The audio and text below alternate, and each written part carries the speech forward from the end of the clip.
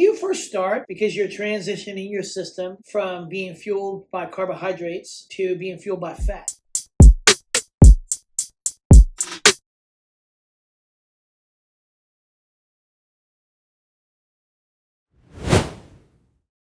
Good morning, good day, and good night wherever you may be.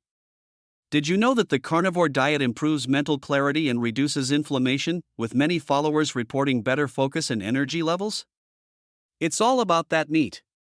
This is Art Thomas, and I have acquired ataxia. Welcome back to Living with Ataxia. Beginner's Guide to the Carnivore Diet. How should people start the carnivore diet?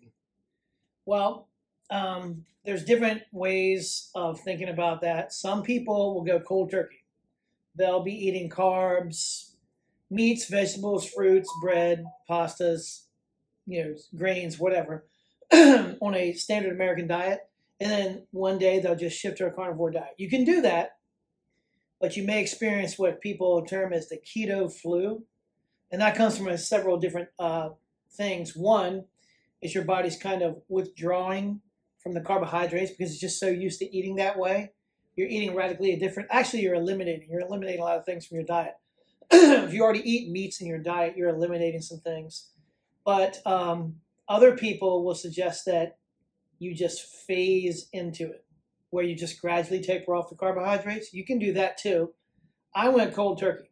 So I had that keto flu where I felt like I had headaches often. I felt spacey, almost a little achy, almost like mild symptoms of a flu.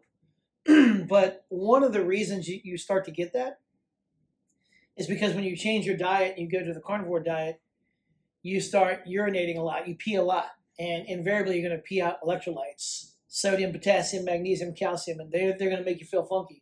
And one of the things that are with a keto flu is you might feel like heart palpitations, heart flutter.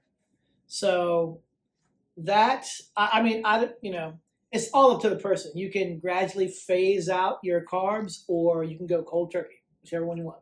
What can I eat on the carnivore diet? On the carnivore diet, you can eat, excuse me, you can eat any animal product, any meats, beef. Ruminant animals are by far, I'd say, the healthiest.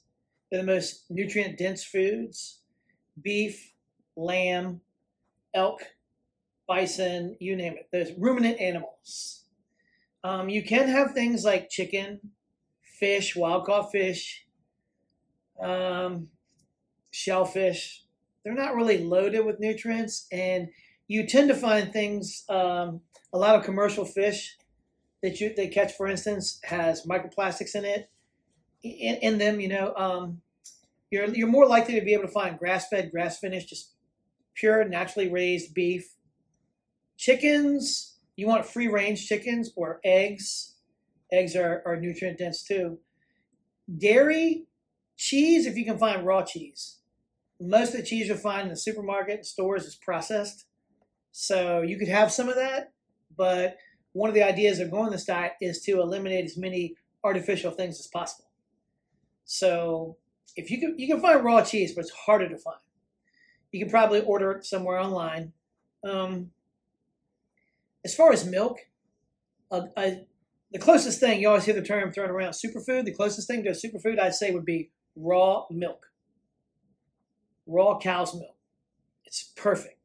When milk's pasteurized, it's denatured. Some of the enzymes are damaged or destroyed, some of the proteins. So it's not the way it was originally intended. But raw milk, way better. We've had people, ourselves, that were lactose intolerant, supposedly lactose intolerant, but we experimented and gave them big glasses of raw milk, and they were fine. No adverse effects. But they couldn't drink pasteurized, homogenized milk from the supermarket like that. But yeah, any animal product, you can also eat organs if you don't like. They're nutrient dense.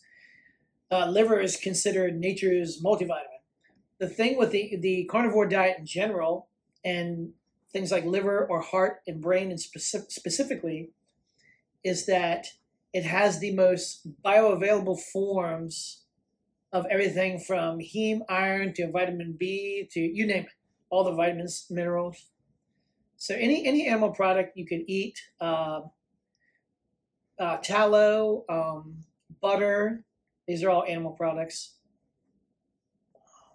Bone marrow, those things, any animal product you could eat. No grains, no seeds, no nuts, no vegetables, no fruit.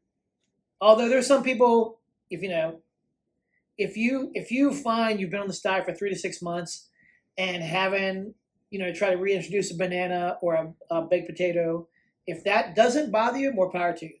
But I'd recommend not having any of that. Some people don't like organ meat. What supplements should they take? Now I'll say this: people that have gone on the carnivore diet, all the proponents have reported that it's not absolutely essential that you have to have organ meats, but some people like them. Some people are going into this; they're more nutrient deficient, and some people just find that they fare better when they add organs to their meats. Other people, they thrive and they don't eat any organs whatsoever. But there are a couple companies that I like. I like Ancestral Supplements, and I like Heart and Soil. Ancestral Supplements out of New Zealand. Heart and Soil, that's Dr. Paul Saladino's company, and he was a strict carnivore, and now he's a carnivore plus fruit and honey. So those are very good supplements to take. I like both of those. Myself, when I tried them, I didn't notice any. There wasn't any noticeable difference between me eating beef, eggs, and the occasional piece of fish compared to beef, eggs, the occasional piece of fish, lots of tallow and butter, and the organs. I didn't find much difference with the addition of the organs. It didn't feel any different. It didn't seem to make my day-to-day performance, workout performance, cognitive abilities, didn't seem to affect it one way or the other. Some people do find that though. So if they do, they can try it out if they feel like they need it. But a lot of times when people first go on this diet, I mentioned before, they'll get what they call the keto flu. And they'll start getting, among other things, cramps, muscle cramps, headaches.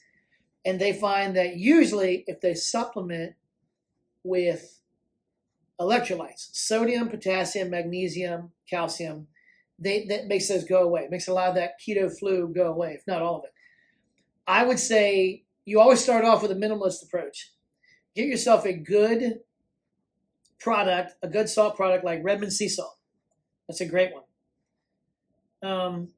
Try adding that first. It does have trace minerals, trace elements of other minerals in it, not just the sodium, but I would try adding some of that first.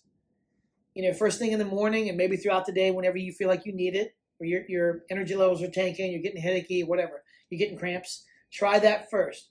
Then maybe later, if that doesn't give you enough of a boost, you'll try adding potassium, magnesium, calcium, those other electrolytes. But as far as the organs are concerned, some people find that those symptoms of the keto flu go away with the addition of the organ meats or the organ supplements. So you can try either or. I would recommend trying the addition of the sea salt. If that doesn't work, then you can find things that are prepackaged if you don't want to try to do it yourself, like the Element, LMNT company. They sell packets of sodium, magnesium, potassium, and I use those myself, and they work fantastically. Like literally, the headache and cramping will go away within minutes. So you can try either one. Are there any particular things people should do to start the diet? When you first start, I would say, at least at first, because you're transitioning your system, probably most people, from being fueled by carbohydrates to being fueled by fat. So you're probably going to want to ingest more fat than usual. And at first, there is an acclimation period, and that can last up from a week to a month or so, or possibly even longer. It depends on the individual system. At first, you may get weird symptoms. Usually, if you start to get constipated, you need more fat, assuming that you're drinking enough water. You need more fat in the diet. If you're getting diarrhea, at least at first, your body is acclimating to the fat. It'll go away, but I wouldn't say cut back on the fat yet. At least at first, anybody starting the carnivore diet, I would say eat a lot more fat than usual. And you can work your way down, but what's going to happen is your body's going to become fat adapted. You're going to acclimate to eating that much fat, and that's going to be your new prime energy source. So any of those symptoms like that, the diarrhea or the constipation, will usually subside pretty soon. They won't last that long. How long does it take to see results? That's going to vary from person to person. It's going to vary from their health level, and whatever other issues they may or may not have, how healthy they are or not, and their previous diet. So they go on the carnivore diet. Once they start acclimating, like you start experiencing different things, and different things take different periods of time. Like one of the first things that I noticed, and I've heard a lot of people validate this themselves, validate what I'm saying, is that one of the first things is, and it starts the first night and it gets better and better and better, is sleep. Sleep better, sleep more soundly. Don't wake up as much throughout the night, if at all. That headachy, like brain fog that people say they wake up with often that comes from not getting enough sleep, or more likely broken sleep, where they're waking up like 20 or more, however times a night. So they're laying in bed for 8-9 hours, but their sleep is not really sound. It's just broken. They keep waking up. Your sleep becomes better, so that starts to go away. You don't have the brain fog. Your energy level starts picking up pretty fast. I'd say over the course of the first week, you start noticing you have a lot more energy. A lot of people will have a midday slump, or they might have a lunch or a dinner where that just puts them under. They get that spike and then that crash. You don't get that on the carnivore diet. You just have steady energy the whole day. And that usually starts to ramp up, but that happens pretty quickly. Usually like within the first week, it's a noticeable difference for you. Other things,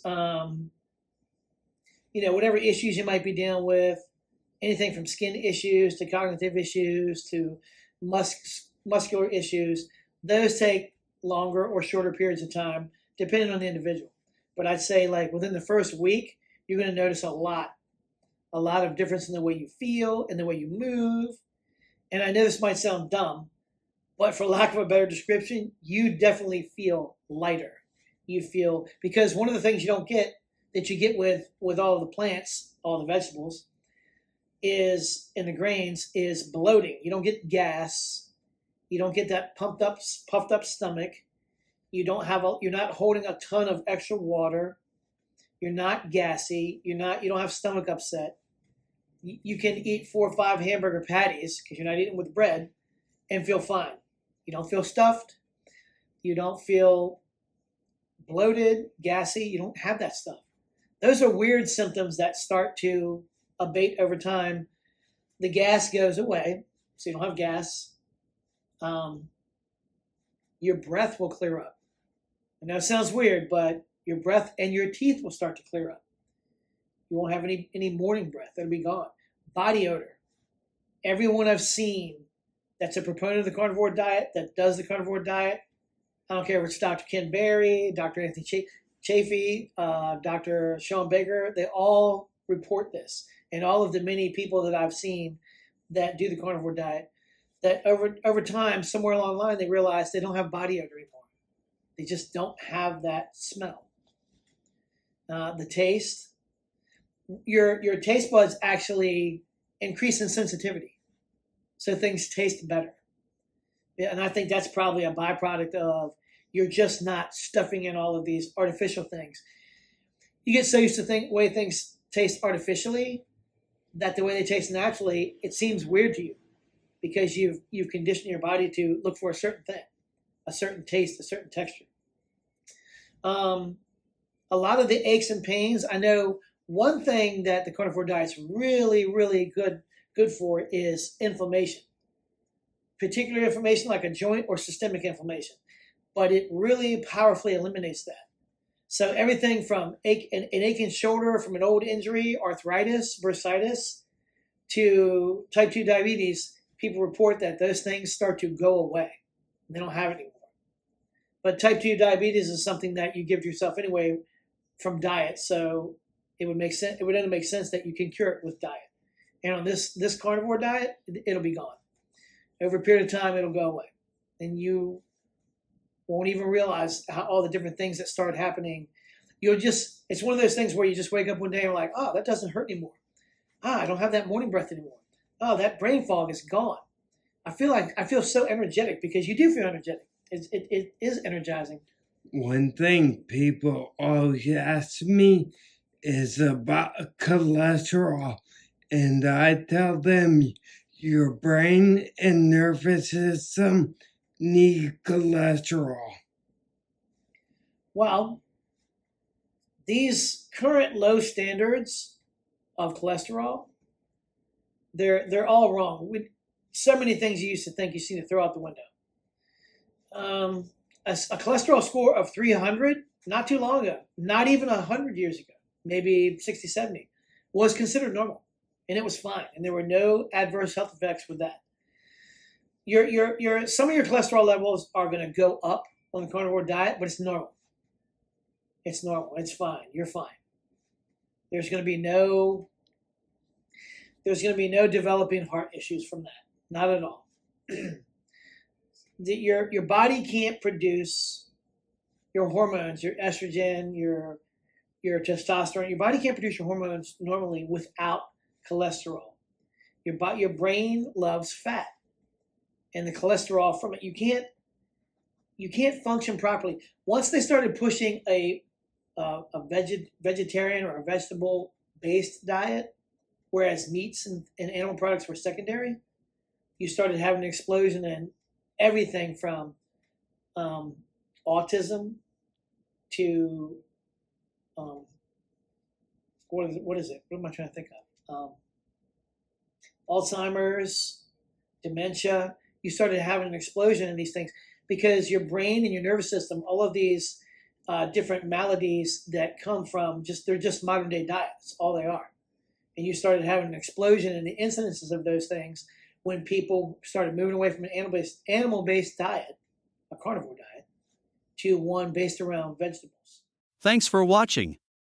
If you have any thoughts or questions about the carnivore diet, please leave them in the comments below. And if you're interested in learning more about meal prep tips for this diet, please contact us, where we'll guide you so you have a better life.